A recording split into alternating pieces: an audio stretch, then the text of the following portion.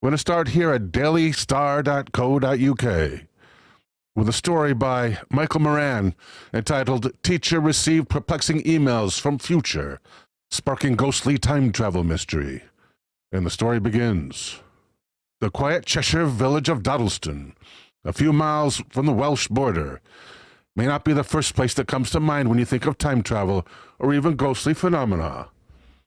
But in the middle of the 80s, a Cheshire economics teacher named Ken Webster received a series of cryptic messages on his BBC home computer that appeared to have been sent by someone living in the reign of King Henry VIII.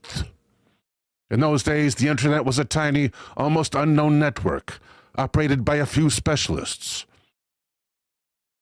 The BBC Micro that Ken had been loaned by his employers had no means of connecting to the outside world and lacked even a hard drive, relying on small-capacity floppy disks for storage. But the primitive machine somehow connected to an unknown entity across not just space, but across time. When Ken left the computer switched on, but unattended, the messages appeared on the Micro's floppy drive, apparently sent by a man named Lucas, who was living in the 16th century.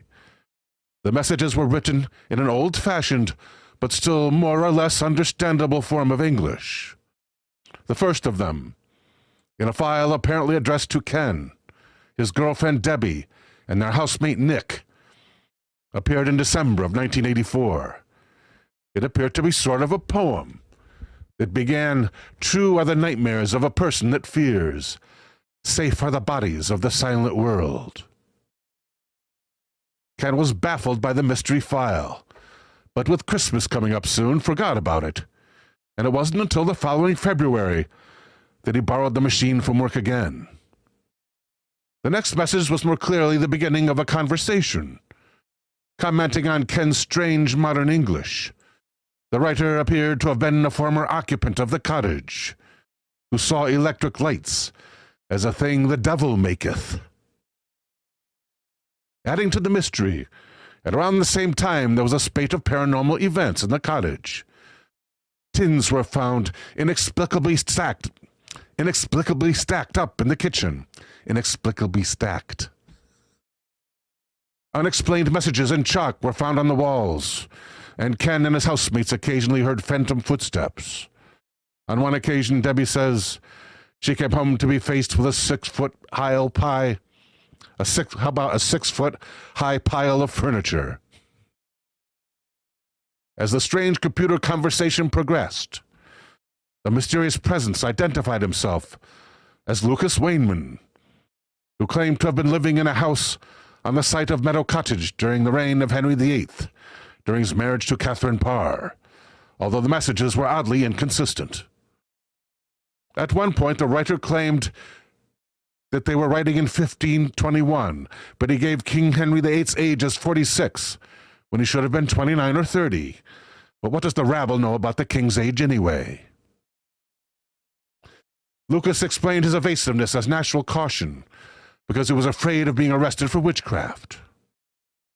So far, Ken's tale sounded like a computer-age ghost story, but then it got even stranger. In one of his replies, Lucas expressed surprise that Ken was writing in 1985. Quote, "You said your time is 1985, but I thought you were from 2109, like your friend who brought the Leams Boist." The Leams Boist appears to have been the device brought by a person named only as One that Lucas was using to communicate with the future. Later, Lucas revealed he had been using an alias to evade witch hunters, and his real name was Thomas Harden. Ken's friend Peter Trinder did some research to track down Harden, and later spoke to a BBC interviewer to insist that if the story was in fact a hoax, he had nothing to do with it, and he didn't see how Ken or Debbie could either. At one point, John Bucknall and David Welch, investigators from the Society of Physical Research, or Psychical Research, that makes more sense, visited the cottage to see if they, too, could communicate with Lucas. Even with Ken and Debbie out of the room, some messages still got through.